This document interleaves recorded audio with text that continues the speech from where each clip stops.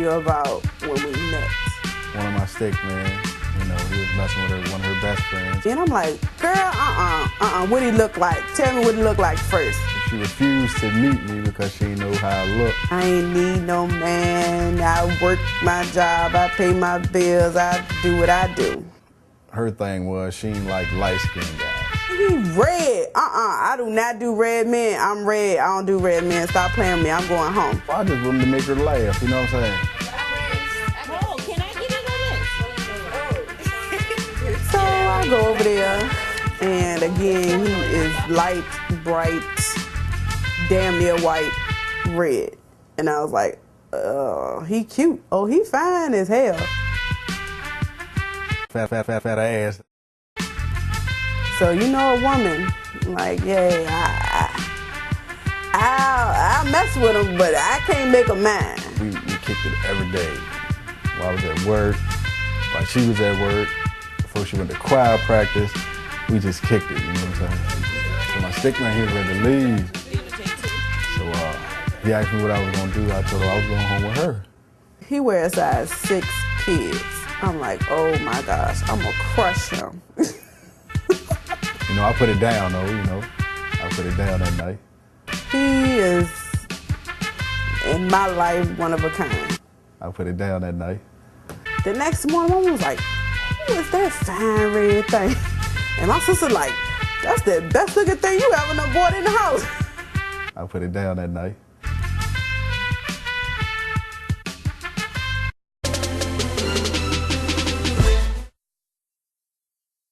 My name is Shawanda Pryor. I am Denita's sister. I am the matron of honor. Honestly, I haven't done anything. Every time I go do something, somebody else got it. Somebody else gonna do it. You know, she is doing her own little thing. My name is Jada Pryor. I am the mother of the bride, Denita Pryor. And my future son-in-law, which is already my son, Leon Darnell. On these days when they feel like I'm being lazy, everybody needs something done. I've been through this relationship too for the last 3 years. I feel like Leon is my brother, and I don't know her. She ain't my sister because me and him can relate more. I can relate to him more. I've had to overrule on Denita, overrule on Leon. She'd be like, you always taking Leon's side. And then, on the other hand, when I laugh and joke with my sister, he gets mad because I'm laughing and joking with her about him. Like I said, she's spoiled.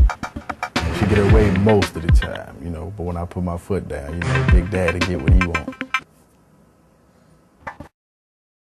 First I thought she was just gonna be like really sleepy though. Cause she had on some kind of head thing. I think they were both from different backgrounds. You know, the adjustment period as far as living together. Why is y'all hugging it? Why is y'all always having people over? You know, you gotta feel somebody out, you know. Well, she a real nice person too. So that was adjustment for him. I love her to death, you know what I'm saying? She got a big family. And when the wedding comes, you know, I might gotta take a taser with me because I know I might get a lot of threats that night. Hope you have a good wedding, and I'm just there to be supportive. So I don't think I gotta say. But you're not alone, I see it just the same. I've been knowing the man for 7 years now, right? You know what I mean? I care for him a lot, you know what I mean? I mess with him and everything. Don't start, you know what I mean? Don't start crying. You hear me? Pump cigarette come down, pump cigarette come down everything, homeboy. You know what I'm saying? And I'm glad to see the man came up, got on the right track, you know what I mean? Went from an igloo to a house, went from a go-kart to a car. You know what I'm saying? He's growing a little bit, right? From bare feet to shoes. Yeah. He said it all, I ain't gotta say no more. I love you too, bro. Don't give me some love. I wish him the best, man. You know what I mean? I'm always there for you. I ain't got no money though, but I always be there for you. Hey, congratulations. Thank you, man. Love you. Love you too, man. Love my own boy, man. You got on some bell bottom coming up them stacks. They say kiss the bride, you be like that. Look. She showed me.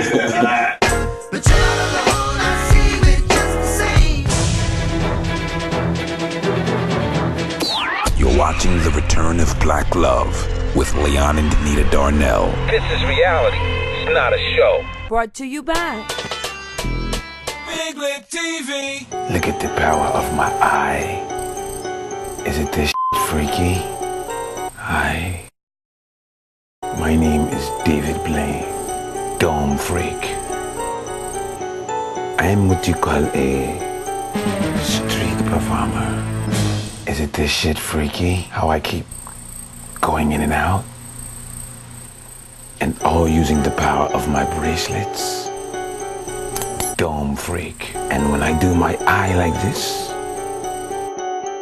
that means some shit is about to go down. I wanted to do a trick that was so big, a big trick. So I want to find a black man and I want to change his hair color to blonde. Yes. Dome Freak. This is bullshit, huh? Okay. By the jingling of my bracelets. Bracelets jingle. Dome Freak. Okay. By the jingling of my bracelets, I command your hair to be blonde. Oh my God, I'm calling the police. Come back here. You gonna put my motherfucking head back on or it's gonna be a problem. Dome Freak. Look at the power of my eye.